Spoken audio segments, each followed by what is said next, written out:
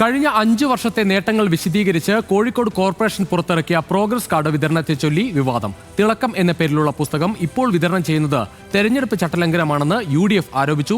എന്നാൽ നേട്ടങ്ങൾ വിശദീകരിക്കുന്ന പുസ്തകം കണ്ട് UDF വിരളി പൂണ്ടുവെന്നാണ് LDFന്റെ പ്രതികരണം. സംഭവം വിവാദമായതോടെ പുസ്തകത്തിന്റെ വിതരണം നിർത്തിവെക്കാൻ ജില്ലാ കളക്ടർ കോർപ്പറേഷൻ സെക്രട്ടറിക്ക് നിർദ്ദേശം നൽകി.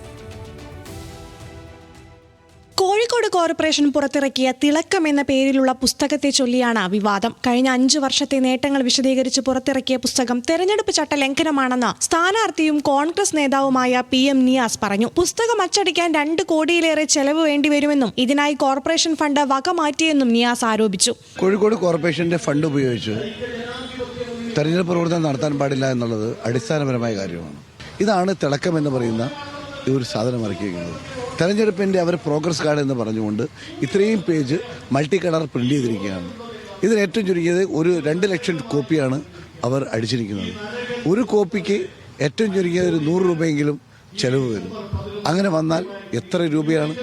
എന്നാൽ കഴിഞ്ഞ വികസന സദസ്സിൽ പുറത്തിറക്കിയ പുസ്തകമാണ് വിതരണം ചെയ്തിട്ടുള്ളതെന്നും UDFന് വിരളിയാണെന്നും LDF സ്ഥാനാർത്ഥിയും ഡെപ്യൂട്ടി മേയറുമായ മുഹമ്മദ് മുസാഫിർ പ്രതികരിച്ചു.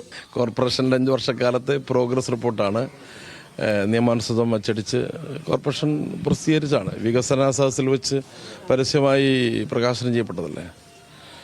അപ്പോൾ അതിൽ മറ്റു കാര്യങ്ങളറിയില്ല, പരാതി ആർക്കും കൊടുക്കാമല്ലോ. അപ്പോൾ 5 വർഷക്കാലം കോർപ്പറേഷൻ നടത്തിയിട്ടുള്ള വികസന പ്രവർത്തനങ്ങളുടെ ആകത്തുകയാണ് പ്രോഗ്രസ് റിപ്പോർട്ടിൽ പ്രസിദ്ധീകരിച്ചിരിക്കുന്നത്. അപ്പോൾ അത് വിരളി പഠിച്ചുകൊണ്ടായിരിക്കും അതിനെതിരെ പരാതി കൊടുത്തിട്ടുണ്ടാവുക. അപ്പോൾ പരസ്യമായി പ്രകാശനം ചെയ്ത് വിതരണം ചെയ്ത സാധനമാണ്. വേറെ കുഴപ്പമൊന്നുമില്ല. സംഭവത്തിൽ UDF പരാതി നൽകിയതോടെ പുസ്തകത്തിന്റെ വിതരണം നിർത്തിവെക്കാൻ ജില്ലാ കളക്ടർ നിർദ്ദേശം നൽകി. കോർപ്പറേഷൻ സെക്രട്ടറിയോട് റിപ്പോർട്ട് സമർപ്പിക്കാനും ജില്ലാ കളക്ടർ ആവശ്യപ്പെട്ടു. ന്യൂസ് മലയാളം, കോഴിക്കോട്.